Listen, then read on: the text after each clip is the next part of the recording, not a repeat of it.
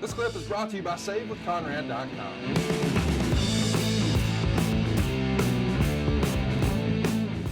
That's a show that sometimes goes down in infamy because there's a classic promo exchange between Bret and Shawn Michaels, and you're in the ring for this one. This is the one that Bret has said before that he didn't feel comfortable with, the homophobia portion of this promo, and that was Shawn and Vince were pushing for it. Do you recall Vince and Shawn pushing Bret to certain points to really just continue to create that heat between the two of them? Was it Shawn and Vince that you felt like were kind of pushing that envelope? Well, it certainly was Vince. Yeah. And Shawn had Vince's endorsement. So Shawn had a free pass. And Vince kept Shawn happy as he could. So, that was basically Vince. Vince knew what he wanted there.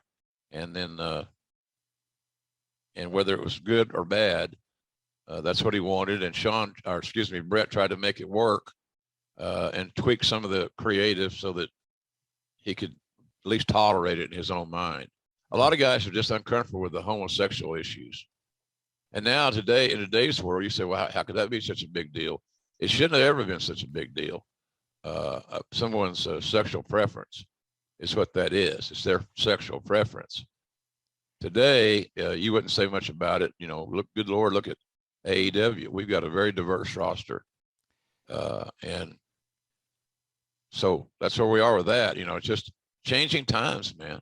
Times are changing. The problem back then, too, it was always used in a derogatory manner. It was said as a derogatory thing. So, yeah. Well, like I said, Gorgeous George became one of the most famous wrestlers in the world on his gimmick based entirely on homophobia. That's right.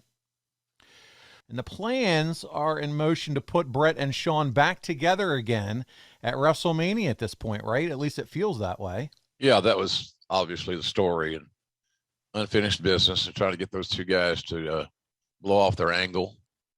So it seemed like the never-ending story. It seemed like that story it kept cycling. So, but that's going to be the end game is Bret and Shawn back together. Yeah, they had the WrestleMania before. They had just done that amazing Iron Man match where Shawn wins the title. But here we are, beginning in '97. We're into the storyline here. Raw is going to open with Vader and Steve Austin, which you and Conrad, by the way, covered in your recent Steve Austin 95, 96 episode. So be sure to check that one out if you guys haven't listened to that one. But Bret's going to interfere. He's going to hit Austin. And this seems to feel like Bret is moving towards a heel role.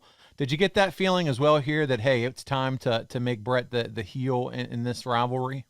Well, it seemed to be timely. He had no issues with it. He felt it to be the right thing to do as well. Top talents has always been the tradition in wrestling. I think that top talents that are smart, Bret certainly was and is, were always involved in their creative. So I always enjoyed it too. Bret was always such a smart booker, creator, whatever you want to say. So it was, it seemed like these stories are starting to come together and so tweaks are being made on some of the characters, like Goldust, for example.